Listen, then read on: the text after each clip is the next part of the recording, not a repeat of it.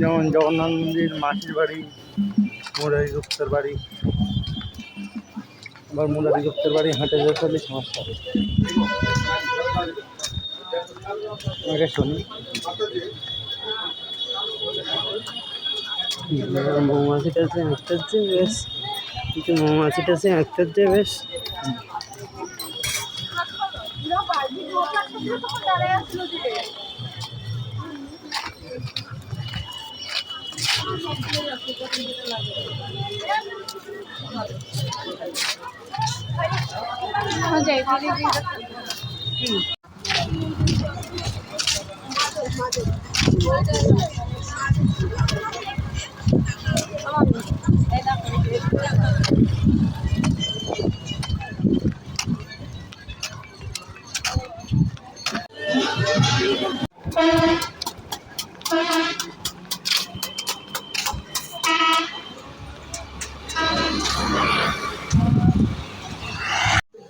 ভগবান রামচন্দ্রের দশরথ সেবা করেছিলেন।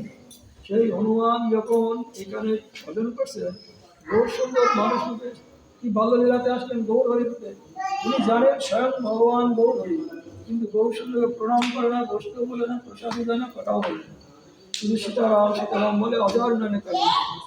তখন গৌর হরি বলছে, মুরারি তোমার গৃহে আমি আসলাম, তুমি আমায় বসতে বলো না, ওই প্রসাদ দিলে না, কথাও বলছে না, অজর নামে কামনা করতে সীতারাম সীতারাম ডাকতে। কিন্তু তার সীতারামের যুগ নয়, ত্রেতা যুগে অযোধ্যা নগরে দশরথ পুত্ররূপে রামচন্দ্র আবির্ভূত হয়েছিলেন। তাহলে সত্য যুগে বলে ত্রেতা যুগ, ত্রেতা যুগ অতিবাহিত করে দাপর যুগ, দাপর যুগ অতিবাহিত করে কলিযুগ।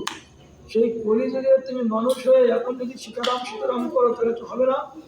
তুমি রাম রাম ছেড়ে কৃষ্ণ ভজন করো। যতবার রাম নাম ছড়ার কথা বলছে অন্তর খুব দুঃখ পাচ্ছে, তোমার প্রভু রামচন্দ্র কি করে আমি ত্যাগ করবো, আমি পারবো না। বলছে তুমি অভ্যাস করবে আবার আসবে। এরকম চিন্তা করতে করতে প্রভু আমায় আদেশ করলেন কৃষ্ণ নাম করার জন্য। আপনাদের মশা লাগে না? ঠিক আছে, বলেন। আমরা এখানে প্রচন্ড মশা, বলেন বলেন, ওইদিকে বলেন। তারপরে কি করলেন, উনি চিন্তা করলেন প্রভু দুঃখ পাচ্ছে। সারা চিন্তা করতে করতে রাত প্রভাত হয়ে গেল। এইরকম ভাবে কয়েকটি রাত্রি যখন চলে গেলেন, পুনরায় আবার গৌর সুন্দর আসলেন, দেখছেন এই কুটিরে বসে তিনি হাজার নাইনে কান্না করছেন আর সীতারাম সীতারাম জপ করছেন। তখন গৌর সুন্দর বললেন, ভালো তুমি ভগবান গৌর হরি বললেন, মুরারি তুমি কৃষ্ণ নাম করবে না? তদুত্তরে মুরারি গুপ্ত গৌর সুন্দরকে বললেন, প্রভু সারাত্রি চিন্তা করলাম, কিছুতেই আমার মুখে যতবার কৃষ্ণ নাম বলার চেষ্টা করি ততবার আমার মুখে নাম হচ্ছে না। বলে ঠিক আছে, তুমি আর একবার চেষ্টা করো, আমি আবার আগামীকাল আসবো।